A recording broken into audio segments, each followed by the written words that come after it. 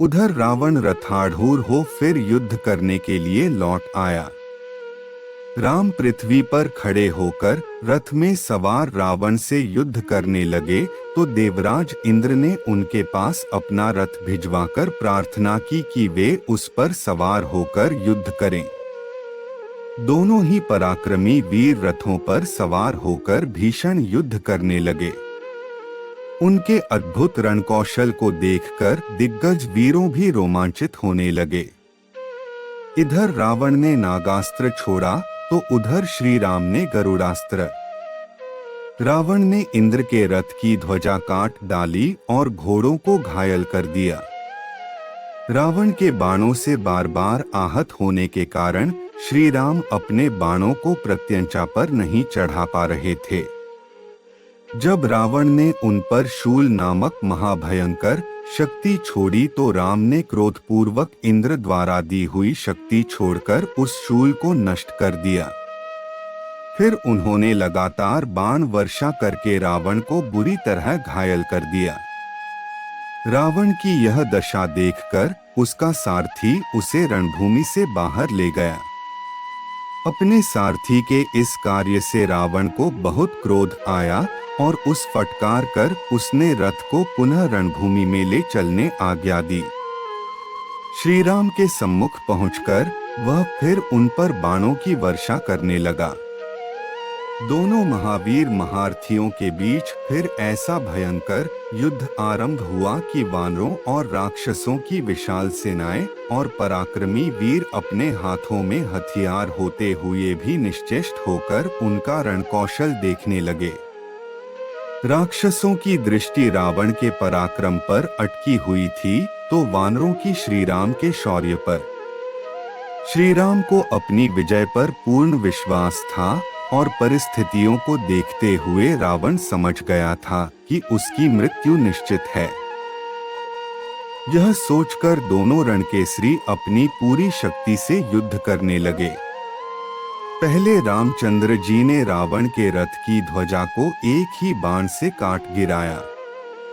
इससे क्रोधित होकर रावण चारों ओर गदा, चक्र, परिध, मुसल, शूल तथा माया निर्मित शस्त्रों की वर्षा करने लगा। दोनों ओर से भयानक घात प्रतिघात होने लगे। युद्ध विषयक प्रवृत्ति और निवृत्ति में दोनों ही रणपंडित अपना अपना अद्भुत कौशल दिखाने लगे। सनसनाते बाणों के घटाटोप से सूर्य की प्रभा लुप्त हो गई और वायु की गति भी मंद पड़ गई। देव, गंधर्व, किन्नर, यक्ष, सिद्ध, महर्षि सभी चिंता में पड़ गए। तभी अवसर पाकर महाबाहु राम ने एक विषधर समान बाण छोड़कर रावण का मस्तक काट डाला, परंतु उसके स्थान पर रावण का वैसा ही दूसरा नया सिर उत्पन्न हो गया। जब श्री राम ने उसे भी काट डाला तो वहां तीसरा शीश प्रकट हो गया। इस प्रकार बार बार शीश कटने पर भी उसका अंत नहीं हो रहा था।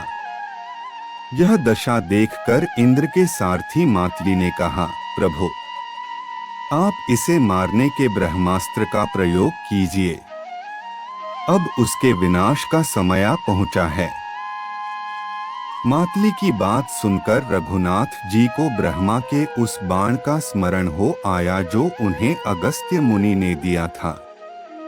उन्होंने रावण की छाती को लक्ष्य करके वह बाण पूरे वेग के साथ छोड़ दिया, जिसने रावण के हृदय को विदीर्ण कर दिया। इससे रावण के प्राण पखेरु उड़ गए। रावण को मारकर वह बाण पृथ्वी में समा गया और पुनः स्वच्छ होकर श्री राम के तरकस में लौट आया। रावण के विनाश और श्री राम की विजय से समस्त लोकों में हर्ष की लहर दौड़ गई। चारों ओर श्री राम की जय जयकार होने लगी। वानर सेना में आनंद का पारावार न रहा। प्रत्येक सैनिक विजय गर्व से फूला न समाता था। पराजित और मरे हुए भाई को देखकर विभीषण अपने आंसुओं को न रोक सका और वह फूट फूट कर विलाप करने लगा और कहने लगा, हे भाई, अहंकार के वशीभूत होकर तुमने मेरी प्रहस्त, कुंभकर्ण, इंद्रजित, नरांतक आदि किसी की भी बात न मानी। उसी का फल यह सामने आया। तुम्हारे मरने से नीति पर चलने वाले लोगों की मर्यादा टूट गई, धर्म का मूर्तिवान विग्रह चला गया, सूर्य पृथ्वी पर गिर पड़ा, चंद्रमा अंधेरे में डूब गया और जलती अग्नि शिखा बुझ गई। विभीषण को इस प्रकार विलाप करते देख श्री राम ने उसे समझाया, हे विभीषण, तुम्हें इस प्रकार शोक नहीं करना चाहिए। रावण असमर्थ होकर नहीं मरा है, उसने प्रचंड पराक्रम का प्रदर्शन किया है। इस प्रकार क्षत्रिय धर्म का पालन करते हुए मरने वालों के लिए शोक नहीं करना चाहिए। युद्ध में सदा विजय ही विजय मिले, ऐसा पहले भी कभी नहीं हुआ है। यह सोचकर उठो और संयत मन से प्रेत कर्म करो। मैं इसमें तुम्हें पूरा सहयोग दूंगा। बैर जीवन काल तक ही रहता है, मरने के बाद उस बैर का अंत हो जाता है। इसलिए यह जैसा तुम्हारा स्नेह पात्र है, उसी तरह मेरा भी है।